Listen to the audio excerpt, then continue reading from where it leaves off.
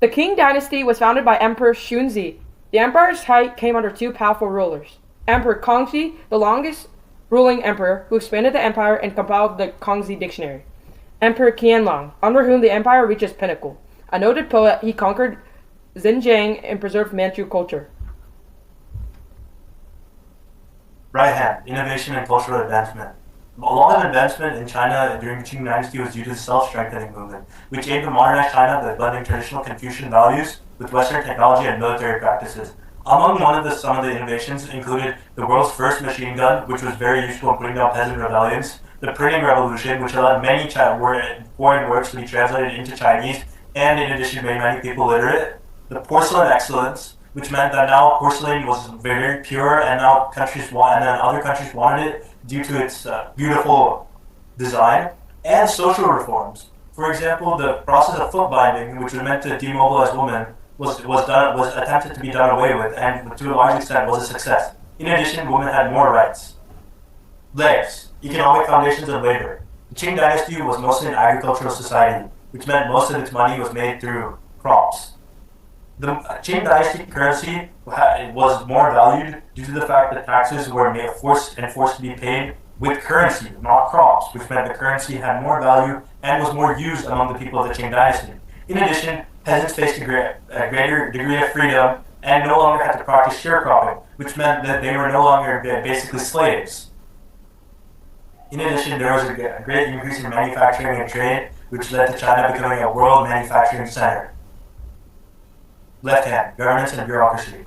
The Forbidden City served as the imperial palace and capital in the Qing dynasty. There was grand architecture which symbolized the power of the Qing dynasty. In addition, as a continuation from previous dynasties, the imperial examination system was kept. This reinforced the meritocratic bureaucracy. However, rich people generally were the ones to pass the exam due to the fact that they had money to pay for tutors. And finally, the Qing version of the censorate was known as the Six Ministries. They functioned as administrative arms, with one ministry dedicated to each sector of the Qing dynasty, like, for example, finance. The roots of the Qing dynasty, or the social structure, kept society organized. At the top were the emperors and nobles, and at the bottom were commoners and the mean people. Most people had the same jobs as their parents, and women were expected to obey men and care for their family.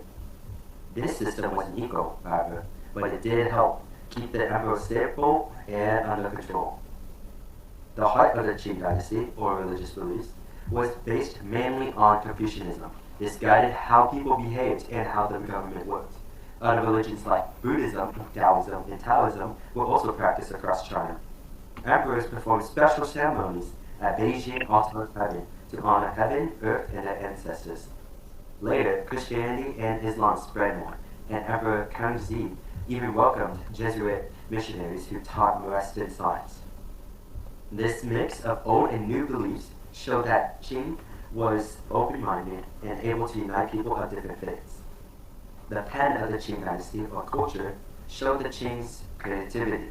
Writers created poems and novels, and Peking opera became a famous art form that mixed music, acting, and dance. Porcelain making reached its peak, and the summer palace showed the emperor's beauty and wealth. Lastly, the feats of the Qing dynasty, where trade connected China to the world.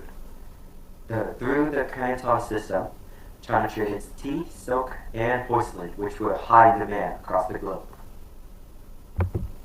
The wound. The fall of the Qing dynasty began in the 18th century. Corruption over the previous 2 centuries, as well as the Opium Wars, had taken a heavy toll on China.